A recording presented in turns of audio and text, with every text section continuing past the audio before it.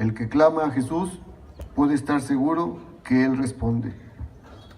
La vida eterna comienza aquí y ahora. En Cristo encontramos la vida eterna. No es cualquiera quien pronuncia como segunda palabra esta promesa. Es el mismo camino hacia el paraíso y la puerta a la vida nueva.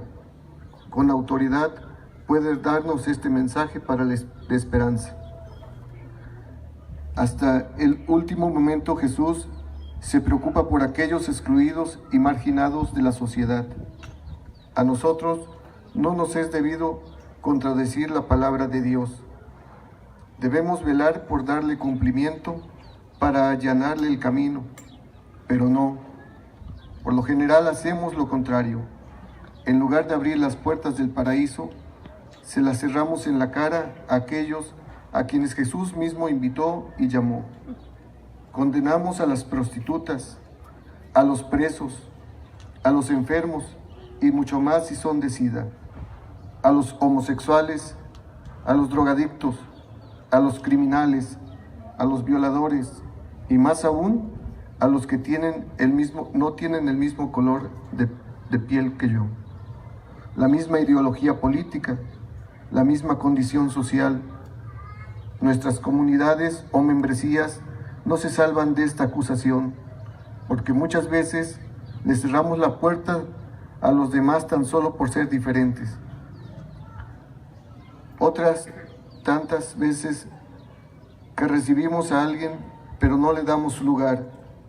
Ojalá seamos nosotros y nuestras comunidades los destinatarios de este mensaje esperanzador del Maestro, porque para la conversión, para volver la vista hacia Dios, nunca es tarde. La sangre de los tres formaban un mismo charco. Aunque para los tres la pena era la misma, sin embargo, cada uno moría por causas distintas. Uno de los malhechores blasfemaba diciendo: ¿no eres tú el Cristo? Sálvate a ti mismo y sálvanos a nosotros. Había oído a quienes insultaban a Jesús, había podido leer incluso el título que habían escrito sobre la cruz: Jesús, Nazareno, Rey de los Judíos. Era un hombre desesperado que gritaba de rabia contra todo. Pero el otro malhechor se sintió impresionado al ver cómo era Jesús. Lo había visto lleno de una paz que no era de este mundo. Le había visto lleno de mansedumbre. Era distinto de todo lo que había conocido hasta entonces. Incluso le había oído pedir perdón para los que le ofendían, y le hace esta súplica sencilla, pero llena de vida: Jesús, acuérdate de mí cuando estés en tu reino. Se acordó de improviso que había un Dios al que se le podía pedir paz. Como los pobres pedían pan a la puerta de los señores. ¿Cuántas súplicas le hacemos nosotros a los hombres? Y qué pocas le hacemos a Dios. Y Jesús, que no había hablado cuando el otro malhechor le injuriaba, volvió la cabeza para decirle: te lo aseguro, hoy estarás conmigo en el paraíso. Jesús no le promete nada terreno, le promete el paraíso para aquel mismo día, el mismo paraíso que ofrece a todo hombre que cree en él.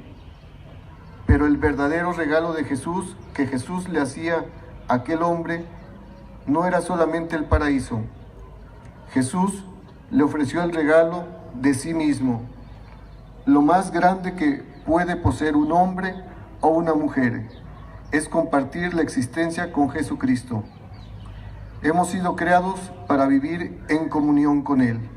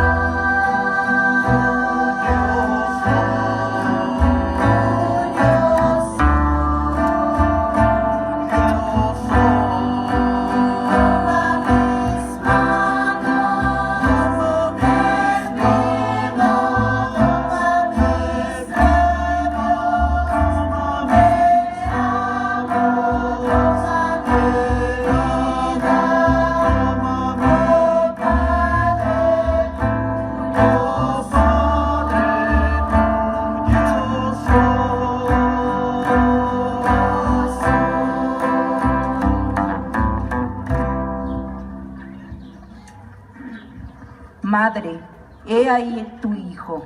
Hijo, he ahí tu madre. De todos los discípulos de Jesús, solo uno, Juan, estuvo cerca de Jesús durante sus juicios. ¿Por qué Juan?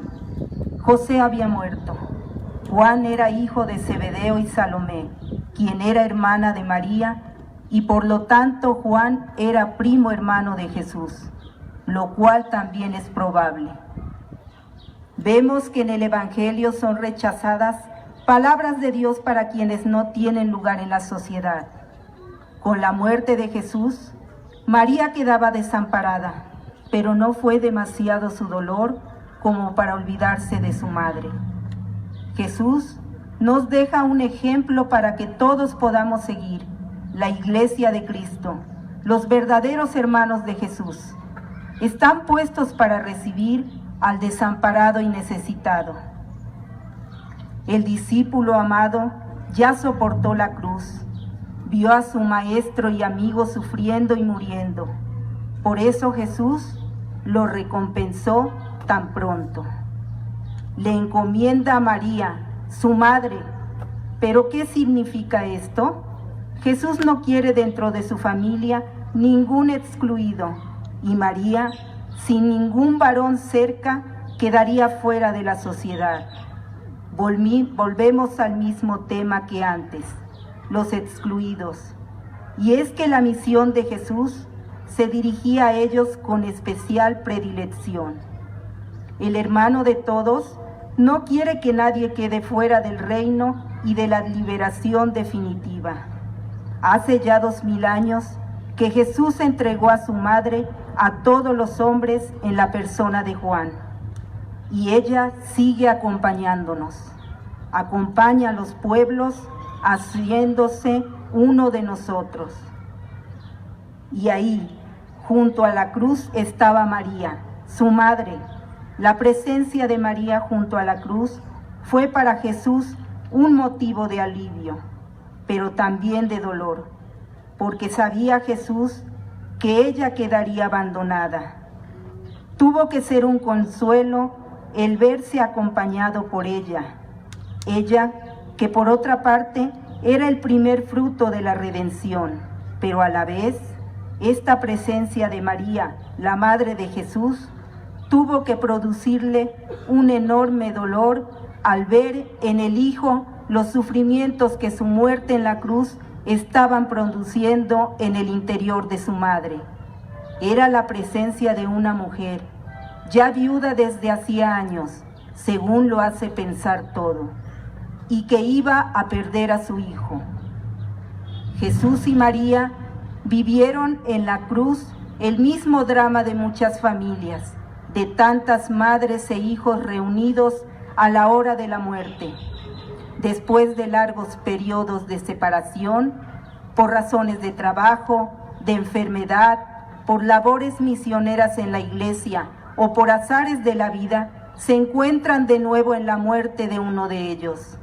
Al ver Jesús a su madre, presente allí junto a la cruz, evocó toda una estela de recuerdos gratos que habían vivido juntos en Nazaret, en Caná y en Jerusalén.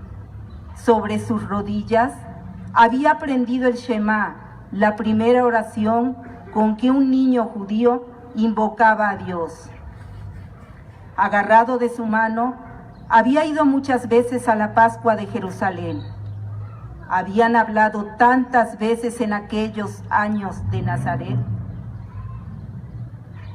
que el uno conocía todas las intimidades del otro. En el corazón de la madre se habían guardado también cosas que ella no había llegado a comprender del todo. 33 años antes, había subido un día de febrero al templo, con su hijo entre los brazos, para ofrecérselo al Señor. Y fue precisamente aquel día cuando de labios de un anciano sacerdote oyó aquellas palabras: a ti, mujer, un día una espada te atravesará el alma. Los años habían pasado pronto y nada había sucedido hasta entonces. En la cruz se estaban cumpliendo aquella lejana profecía de una espada en su alma. Pero la presencia de María junto a la cruz no es simplemente la de una madre junto a un hijo que muere. Esta presencia va a tener un significado mucho más grande. Jesús en la cruz le va a confiar a María una nueva maternidad. Dios la eligió desde siempre para ser madre de Jesús, pero también para ser madre de los hombres. Pueblo creyente, aquí tienes a tu madre.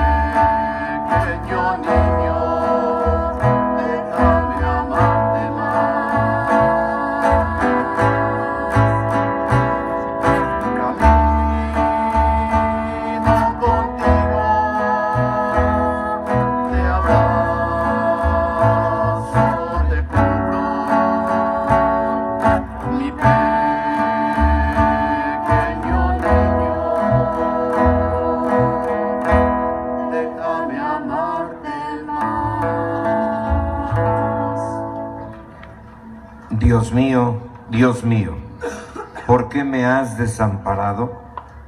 Son casi las 3 de la tarde en el Calvario y Jesús está haciendo los últimos esfuerzos por hacer llegar un poco de aire a sus pulmones. Sus ojos están borrosos de sangre y sudor. Es una oración tomada del Salmo 22 que probablemente recitó completo y en arameo. Elí, Elí, lema sabactani, lo cual explica la confusión de los presentes que creyeron ver en esta súplica una llamada de auxilio a Elías. Esto es un acto de profunda soledad y alejamiento de su Padre. Este es el punto más profundo de la cruz.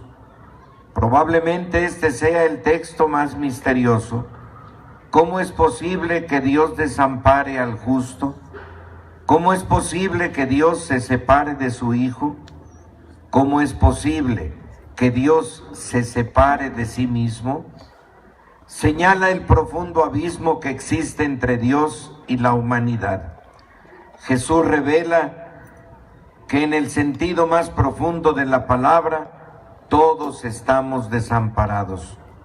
Jesús se identifica con nosotros. El desamparo de Jesús es el nuestro y su muerte es la nuestra. Esta palabra pronunciada por el Dios crucificado es más que un reproche hacia Dios. Es la oración del justo que sufre y espera en Dios. Jesús, en lugar de desesperar y olvidarse de Dios, clama al Padre, pues confía en Él y lo escucha. Pero Dios no responde, porque ha identificado a su Hijo con el pecado por amor a nosotros, y éste debe morir.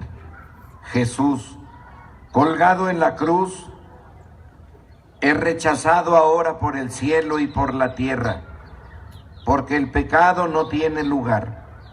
¿Cuántas veces en nuestras vidas hemos sentido el abandono de Dios? ¿Por qué a mí? ¿Por qué ahora? ¿Qué hice, Señor? Preguntas y preguntas como la de Cristo, que encuentra como respuesta el silencio de Dios. Por lo general, es la mejor respuesta que nos puede dar, pero no lo entenderemos hasta que sepamos que el silencio brota la resurrección. Y en este sentido, incorporándose como pueda, grita: Dios mío, ¿por qué me has abandonado? No había gritado en el huerto de los olivos cuando sus venas reventaron por la tensión que vivía. No había gritado en la flagelación, ni cuando le colocaron la corona de espinas. Ni siquiera lo había hecho en el momento en que le clavaron en la cruz. Jesús grita ahora: Jesús, el Hijo único, aquel a quien el Padre en el Jordán y en el Tabor había llamado mi Hijo único, mi predilecto, mi amado. Jesús en la cruz se siente abandonado de su Padre. ¿Qué misterio es este? ¿Cuál es el misterio de Jesús abandonado, que dirigiéndose a su Padre no le llama Padre, como siempre lo había hecho, sino que le pregunta como un niño impotente que por qué le había abandonado? ¿Por qué Jesús se siente abandonado de su Padre? Por el Padre al cual Él había de cumplir una misión de amor, dar la vida para que muchos vivan. Me gustaría poder ayudarte a conocer un poco y sobre todo a contemplar todo el misterio tremendo y a la vez inmensamente grande que Jesús vive en este momento de la pasión de Jesús, en que se siente abandonado de su mismo Padre, es el más doloroso para Él de toda la redención. El verdadero drama de la pasión, Jesús lo vivió en este abandono de su Padre. Y la pasión de Jesús, el Hijo bendito del Padre, es el misterio que no tiene nombre, que no hay palabras para describirlo. No lo es simplemente por los azotes, ni por la sangre derramada, ni por la agonía o por la asfixia, sino porque nos hace entrar en el misterio de Dios. Y en este abandono de Jesús descubrimos el inmenso amor que Jesús tuvo por los hombres y hasta dónde fue capaz de llegar por amor a su Padre, porque todo lo vivió por haberse ofrecido a devolver a su Padre los hijos que había perdido, y por obediencia a Él. Por obediencia a Él se entrega a la muerte.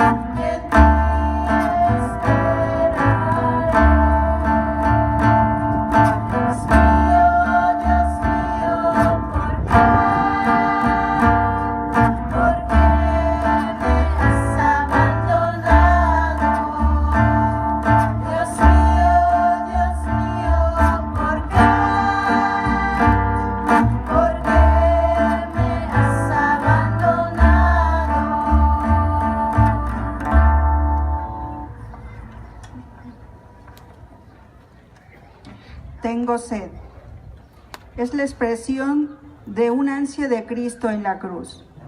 Se trata en primer término de la sed fisiológica, uno de los mayores tormentos de los crucificados. La palabra está tomada de los Salmos. Se interpreta en sentido alegórico, la sed espiritual de Cristo de consumar la redención para la salvación de todos. Cuadra con la estructura del cuarto evangelio y nos evoca la sed espiritual que Cristo experimentó junto al pozo de la Samaritana. Muestra la humanidad de Jesucristo. Es un hombre real, no un fantasma, sino un ser humano verdadero. Su dolor fue tan real como el nuestro. El vino ayudaría al crucificado a olvidar su dolor. Muchas personas desean escapar su dolor en las drogas y el alcohol. Cristo nos enseña otro camino. Jesús enfrentó su futuro. Ante la copa que estaba tomando, Jesús se negó a tomar el vino que se le ofrecía.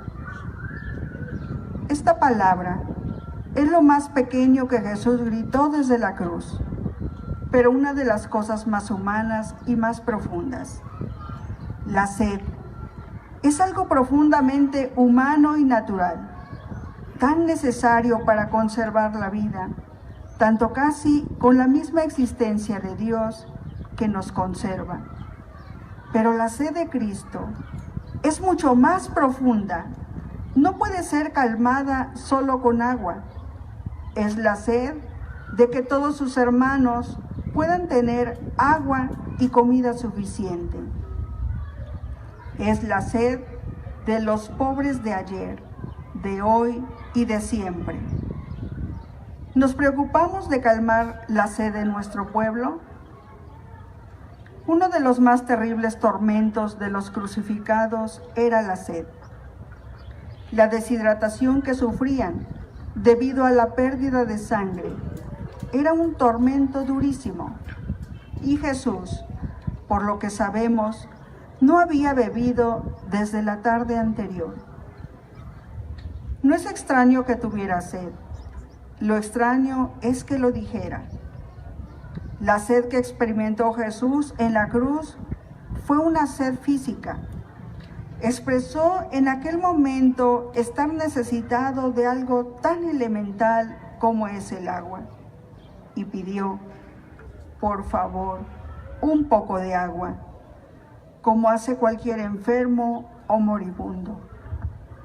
Jesús se hacía así solidario con todos, pequeños o grandes, sanos o enfermos, que necesitan y piden un poco de agua.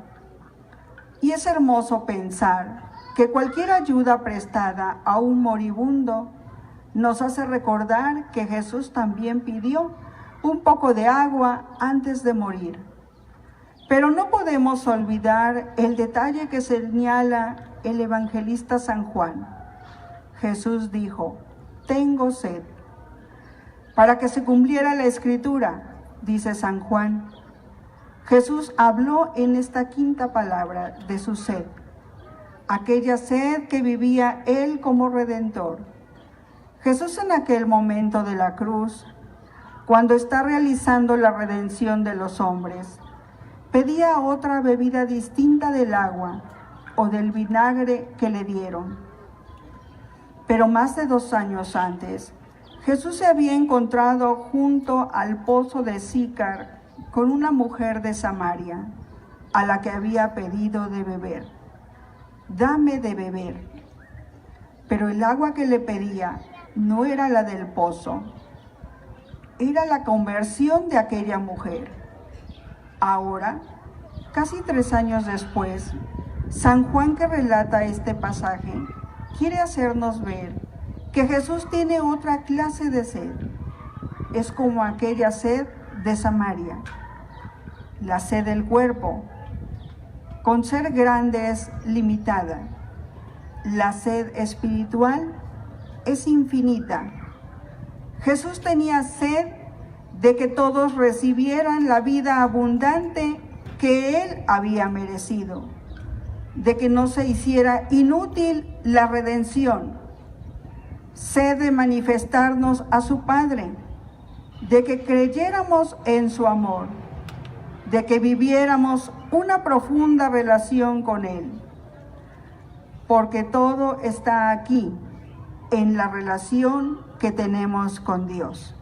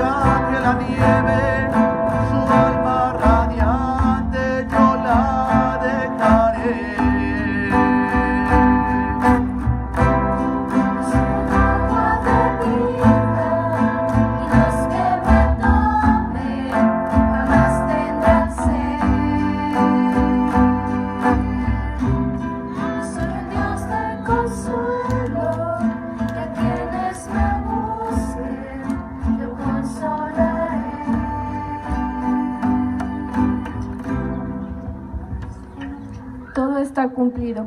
Se puede interpretar como la proclamación en boca de Cristo del cumplimiento perfecto de la Sagrada Escritura en su persona. Esta palabra pone de manifiesto que Jesús era consciente de que había cumplido hasta el último detalle de su misión redentora. Es el broche de oro que corona el programa de su vida. Cumplir la Escritura haciendo siempre la voluntad del Padre. Es una declaración de victoria. Cristo había cumplido su misión, había conseguido el propósito para el que fue enviado, la salvación de su pueblo. Con su obediencia perfecta, Jesucristo cumplió la ley en su totalidad. Durante su vida, Jesús guardó la ley en toda su perfección. Es lo que llamamos obediencia activa. En su muerte de cruz, Jesús llevó el castigo que requería la ley de todos aquellos que rompían sus ordenanzas. Jesús logró ambas cosas a favor nuestro. Por medio de su vida y su muerte, podemos ser justificados delante del Dios Padre. Somos justos porque su justicia es contada a nosotros por medio de la fe. Somos libres de condenación porque la culpa por todos nuestros pecados fue puesta sobre los lomos de Cristo y por eso podemos ser libres de condenación. Cristo hizo una obra completa. No solamente nos quitó la culpa de nuestra cuenta, sino que también nos aseguró la vida eterna. Jesús fue no solamente el Cordero, sino también el sumo sacerdote.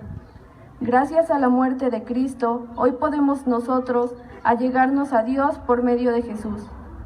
En la cruz de Cristo, el diablo fue destruido, la ley fue cumplida y nuestro pecado fue quitado. No hay acusación, el abismo de separación entre Dios y los hombres ha desaparecido. La cruz de Cristo revela la justicia divina. La cruz abre la puerta al cielo a todo aquel que le cree. a todo aquel que le crea a Él. Todo está cumplido, y murió. Si hubiéramos seguido paso a paso el drama de la vida de Jesús, como en una telenovela, en este momento deberíamos romper en llanto, porque el autor y actor principal ha muerto. Para una película, este no sería un buen final, pues muere el protagonista. Pero esto no es ni una telenovela ni una película. Tratándose de la vida real o de la más real de las vidas, nos acongojamos y sufrimos por la muerte de nuestro Redentor, pero por uno de esos misterios tan grandes de nuestro existir. La vida posee una ambigüedad tan grande que a la vez nos alegramos por la muerte, porque sabemos que luego viene la resurrección y la vida definitiva junto al Padre. Jesús finaliza su misión entre nosotros. Nos ha dado su mensaje y en algunos, aunque sin entenderlo mucho, han hecho caso al llamado y se han empapado del mensaje del reino y de la misericordia del Padre. Ahora nos toca a nosotros. Somos los portadores de un mensaje que no es nuestro, el mensaje de que todo se ha cumplido y la redención fue consumada por Cristo desde la cruz y la resurrección. Estas palabras no son las de un hombre acabado, no son las palabras de quien tenía ganas de llegar al final. Son el grito triunfante del vencedor. Estas palabras manifiestan la conciencia de haber cumplido hasta el final la obra para la que fue enviado al mundo, dar la vida por la salvación de todos los hombres. Jesús ha cumplido todo lo que debía hacer. Vino a la tierra para cumplir la voluntad de su Padre y la ha realizado hasta el fondo. Le habían dicho lo que tenía que hacer y lo hizo. Le dijo su padre que anunciara a los hombres la pobreza y nació en Belén, pobre. Le dijo que anunciara el trabajo y vivió 30 años trabajando en Nazaret. Le dijo que anunciara el reino de Dios y dedicó los 3 últimos años de su vida a descubrirnos el milagro de ese reino, que es el corazón de Dios.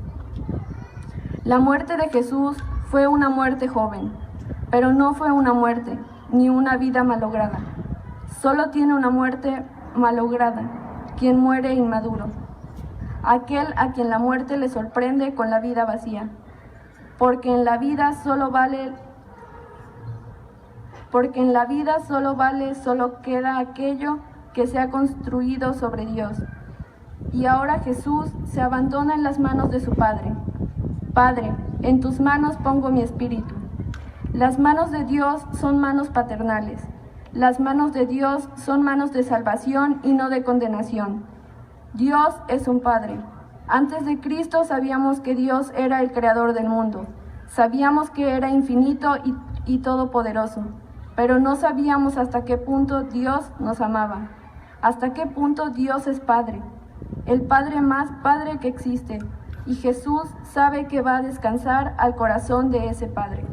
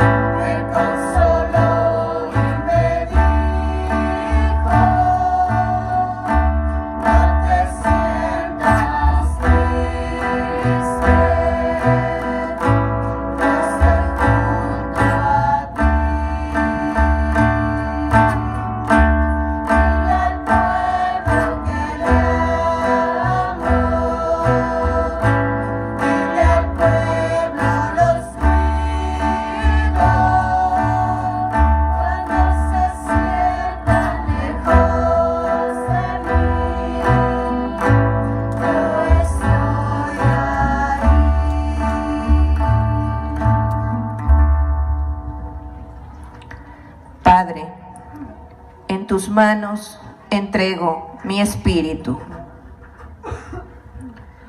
Esta palabra expresa la oblación de la propia vida que Jesús pone a disposición del Padre. Evoca a Él, en el que el justo atormentado confía su vida al Dios bondadoso y fiel.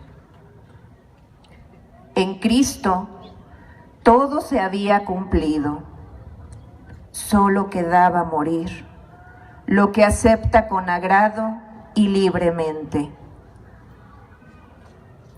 Esteban, promotor mártir cristiano, que imitó a Cristo en la primera palabra, lo hizo también en esta última, encomendando su espíritu en el Señor Jesús. Abba, una palabra íntima para referirse al Padre. Jesús, dando cumplimiento a la profecía, puso su espíritu en sus manos de su Padre amado. Jesús pone su espíritu, el cual salía de su cuerpo en aquella hora, al cuidado del Dios Padre. Las últimas palabras de Jesús nos muestran un principio que todo lo que tenemos a Dios como Padre podemos seguir. Cuando llegue el momento de partir de este mundo, digamos tal como Jesús mismo dijo: Padre, en tus manos entrego mi espíritu. Esteban pudo hacerlo. Quiera Dios que nosotros también podamos hacerlo en su debido momento. Nosotros debemos intentar que cada día de nuestras vidas esté en las manos del Padre. Lamentablemente en nuestro tiempo, esto parece volverse imposible. Nuestra cultura no entiende que los tiempos de Dios no son los nuestros y que en cada momento confía más en las fuerzas que en las de Dios. Hoy parece que vivimos como si Dios no existiera, o por lo menos como si tuviera influencia en nuestras vidas. Hemos tomado solos las riendas de nuestras vidas y nos ha ido bastante mal, pues no hemos puesto nuestro espíritu en las manos del Padre. ¿Cuántas veces he empezado algo sin rezar? Y después me quejo de cómo me va. Todas esas veces fui crucificado, pero sin esperanza de resurrección. Pues, ¿quién nos da la vida? Y el que había temido al pecado y había gritado: ¿por qué me has abandonado? No tiene miedo en absoluto a la muerte, porque sabe que le espera el amor infinito de su Padre.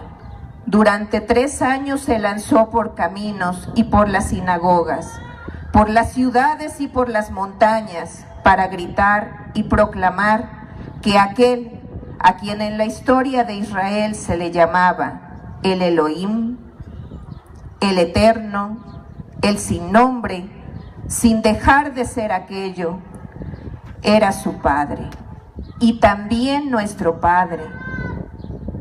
Y el hecho de que tenga 6.000 millones de hijos en el mundo, eso no impide que a cada uno de nosotros nos mime y nos cuide como a un hijo único. Y salvadas todas las distancias, también nosotros podemos decir lo mismo que Jesús: Dios es mi Padre, los designios de mi Padre, la voluntad de mi Padre. Y si es cierto que es un Padre todopoderoso, también es cierto que lo es todo cariñoso. Y en las mismas manos que sostiene el mundo, En esas mismas manos lleva escrito nuestro nombre, mi nombre. Y a veces, cuando la gente dice, yo estoy solo en este mundo, a mí nadie me ama, Él, el Padre del cielo, responde, no, eso no es cierto. Yo siempre estoy contigo. Hay que vivir con la alegre noticia de que Dios es el Padre que cuida de nosotros. Y aunque a veces sus caminos sean incomprensibles, tenemos la seguridad de que Él sabe mejor que nosotros lo que hace. Hay que amar a Dios, sí, pero también hay que dejarse amar y querer por Dios. En las manos de ese Padre que Jesús conocía y amaba tan entrañablemente, es donde Él puso su espíritu.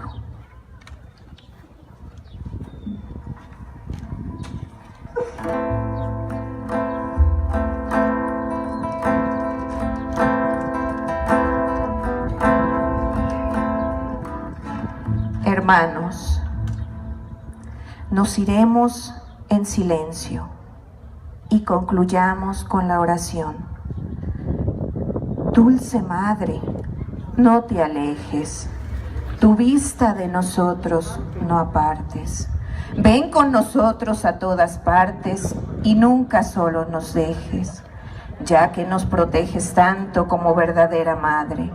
Haz que nos bendiga el Padre, el Hijo y el Espíritu Santo. Amén.